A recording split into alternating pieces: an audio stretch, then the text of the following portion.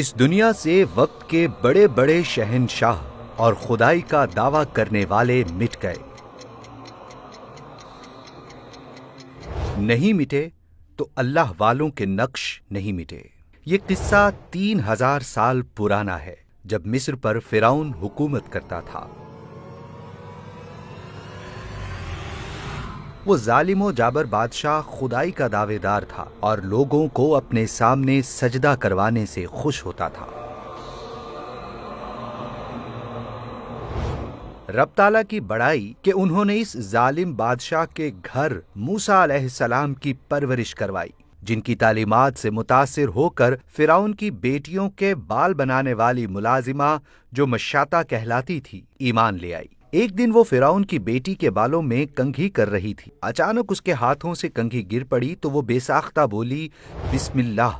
فرعون کی بیٹی چونک اٹھی، اس نے مشاطہ سے پوچھا اس کا کیا مطلب ہے؟ کیا تمہاری مراد میرے باپ کے نام سے ہے؟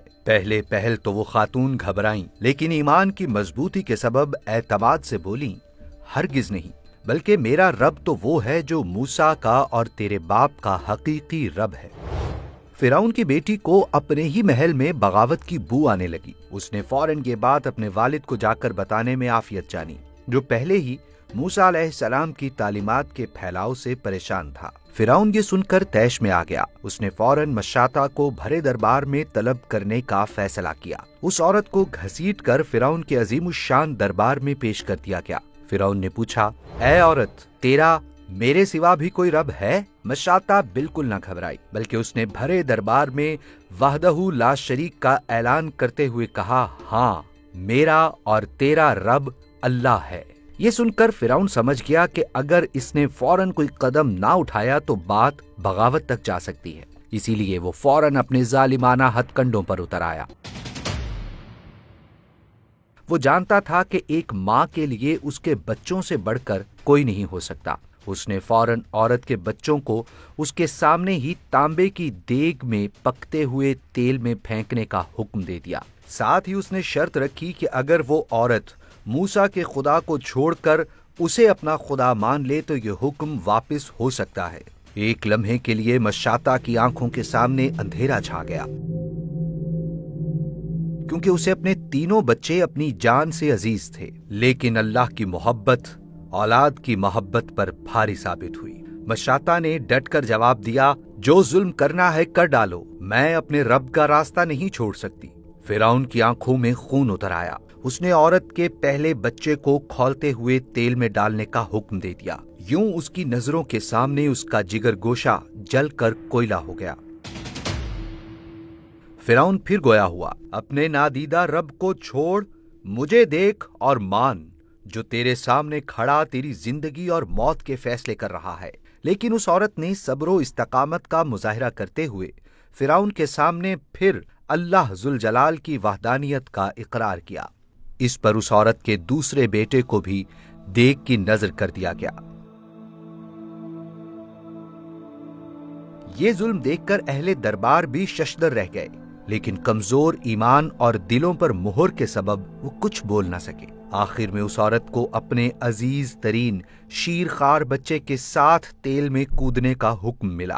اس بچے سے محبت کے سبب مشاطہ شدت غم سے زمین پر گر گئی، لیکن یہاں اللہ رب العزت نے اپنی بندی کی ہمت بندھانے کے لیے ایک معجزہ نمودار کیا۔ وہ شیر خوار بچہ بولنے لگا اور کہا ماں، بے خوف و خطر اس میں کود جائیے، بے شک دنیا کی سزا آخرت کے عذاب کے مقابلے میں کہیں ہلکی ہے۔ اس پر مشاطہ نے فرعون کو مخاطب کر کے کہا میں یہ پسند کرتی ہوں کہ تو میری اور میرے بچوں کی ہڈیاں ایک ہی کپڑے میں جمع کر کے ہمیں یکجا دفن کر دینا۔ فرعون بولا یہ تیرا ہم پر حق ہے۔ چنانچہ وہ خاتون اس کھولتی دیگ میں بے خطر کود پڑی۔ اس واقعے کے سینکڑوں سال بعد جب رسول اللہ صلی اللہ علیہ وآلہ وسلم معراج پر گئے تو ایک مقام پر انہیں بڑی خوشگوار مہک محسوس ہوئی۔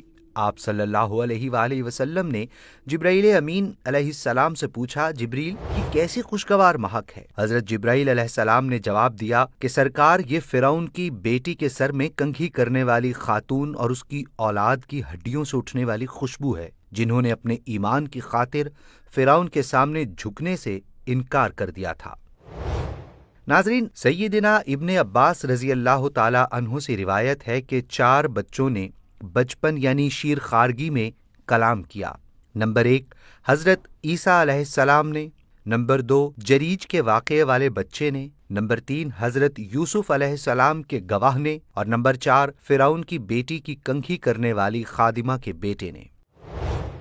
ہم آئندہ کی ویڈیو میں ان دودھ پیتے شیر خوار نومولود بچوں کے بارے میں بات کریں گے جنہوں نے اللہ تعالیٰ کے حکم سے اپنی ماں کی گود میں کلام کیا۔